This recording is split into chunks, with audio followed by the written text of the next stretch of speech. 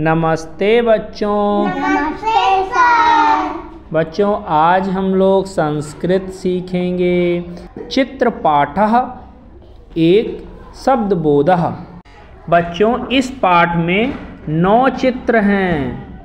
पहले 3 चित्र पुल्लिंग हैं, दूसरे 3 चित्र स्त्रीलिंग के हैं, तीसरे 3 चित्र नपुंसक लिंग के हैं।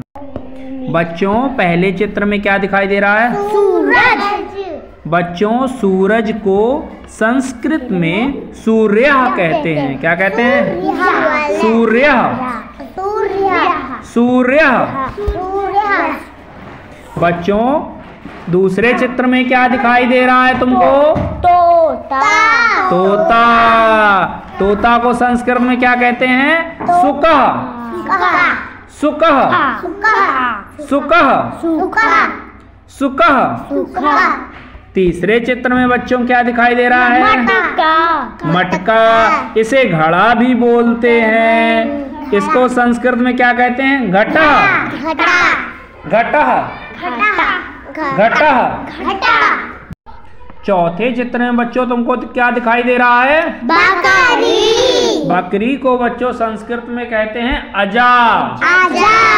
अजा। आजा। अजा। आजा। पांचवें चित्र में बच्चों तुमको क्या दिखाई दे रहा है? माला। माला। माला को संस्कृत में क्या कहते हैं? माला। माला। माला। माला। छठवें चित्र में क्या है बच्चों? नाव। नाव को बच्चों संस्कृत में नौका कहते हैं। क्या कहते हैं? नौका। नौका। नौका।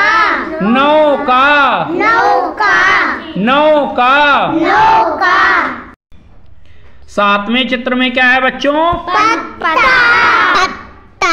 पत्ता को बच्चों संस्कृत में पत्रम कहते हैं। क्या कहते हैं? पत्रम। पत्रम। पत्रम। पत्रम। पत्रम। पत्रम। पत्रम। आठवें चित्र में बच्चों तुमको क्या दिखाई दे रहा है? फूल। फूल को संस्कृत में पुष्पम कहते हैं। पुष्पम।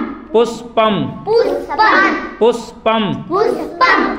नौवें चित्र में बच्चों तुमको क्या दिखाई दे रहा है? आम को संस्कृत में आम्रम बोलते हैं। आम्रम। आम्रम। आम्रम। आम्रम। आम्रम।